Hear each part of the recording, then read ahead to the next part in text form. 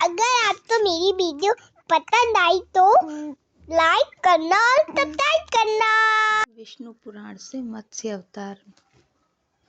मत्स्य अवतार भगवान विष्णु के प्रथम अवतार हैं। मछली के रूप में अवतार लेकर भगवान विष्णु ने एक ऋषि को सब प्रकार के जीव जंतु एकत्रित करने के लिए कहा और पृथ्वी जब जल में डूब रही थी तब मत्स्य अवतार में भगवान ने उस ऋषि की नाव की रक्षा की।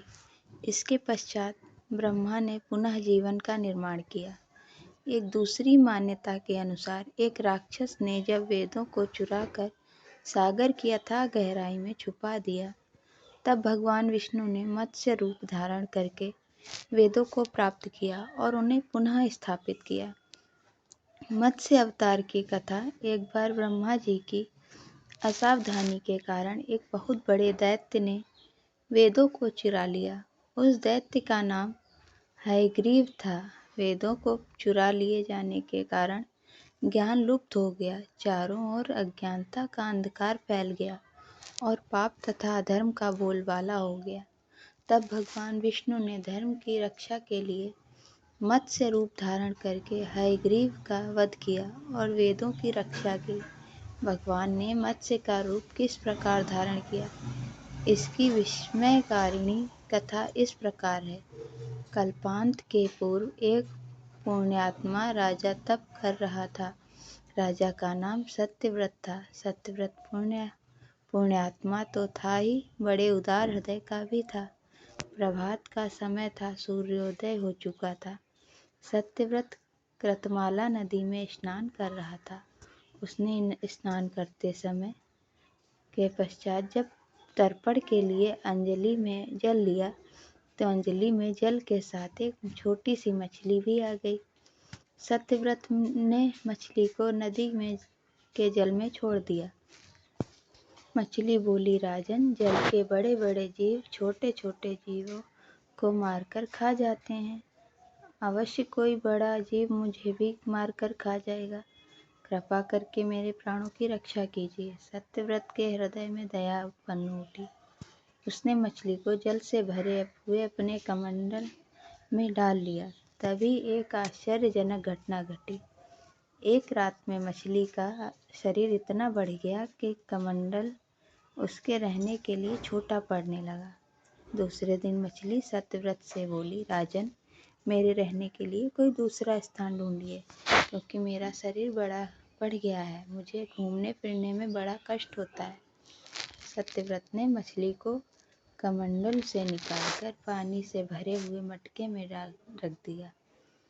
यहाँ भी मछली का शरीर रात भर में ही मटके में इतना बढ़ गया कि मटका भी उसके रहने के लिए छोटा पड़ गया। दूसरे दिन मछली पुनः सत्यव्रत से बोली, राजन, मेरे रहने के लिए कहीं और प्रबंध कीजिए, क्योंकि मटका भी मेरे रहने के लिए छोटा पड़ रहा है। तब सत्यव्रत ने मछली को निकालकर एक सरोवर में डाल दिया, किंतु सरोवर भी मछली के लिए छोटा पड़ गया।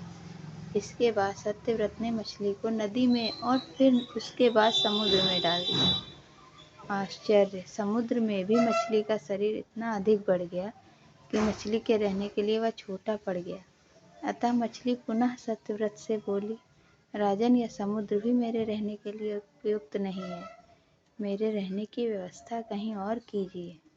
अब सत्यव्रत विस्मित हो उठा। उसने आज तक ऐसी मछली कभी नहीं देखी थी। वह विस्मय भरे स्वर में बोला, मेरी बुद्धि को विस्मय के सागर में डुबो देने वाले आप कौन हैं?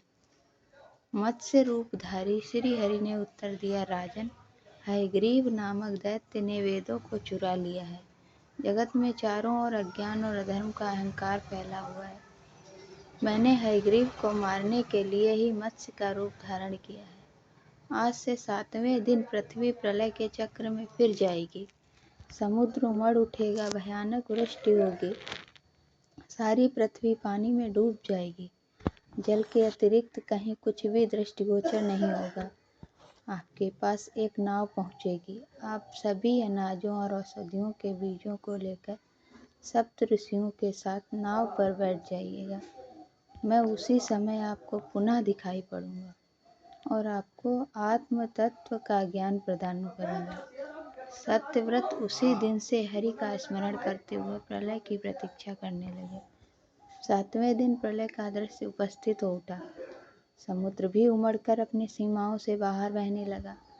भयानक वृष्टि होने लगी। थोड़ी ही देर में सारी पृथ्वी पर जल ही जल हो गया। संपूर्ण पृथ्वी जल में समा गई। उसी समय एक नाव दिखाई पड़ी। सत्यव्रत सप्त ऋषियों के साथ उस नाव पर बैठ गए। उन्होंने नाव के ऊपर संपूर्ण अनाज और औषधियों के बीज भी भर लिए। नाव प्रलय के सागर में तैरने लगी। प्रलय के उस सागर में उस नाव के अतिरिक्त कहीं भी कुछ भी नहीं दिखाई दे रहा था। सहसा मत्स्य रूपी भगवान प्रलय के सागर में दिखाई पड़े। सत्यव्रत और सप्त ऋषि गण मत्स्य रूपी भगवान की प्रार्थना करने लगे। भगवान से आत्मज्ञान पाकर सत्यव्रत का जीवन धन्य हो उठा। वे जीते जी ही जीवन मुक्त हो गए। प्रलय का प्रकोप शांत होने पर मत्स्य रूपी भगवान ने हयग्रीव को मारकर उसके वेद छीन लिए। भगवान ने ब्रह्मा जी को पुनः वेद दे दिए। इस प्रकार भगवान ने मत्स्य रूप धारण करके वेदों का उद्धार तो किया ही, साथ ही संसार के प्राणियों का भी अमित कल्याण किया।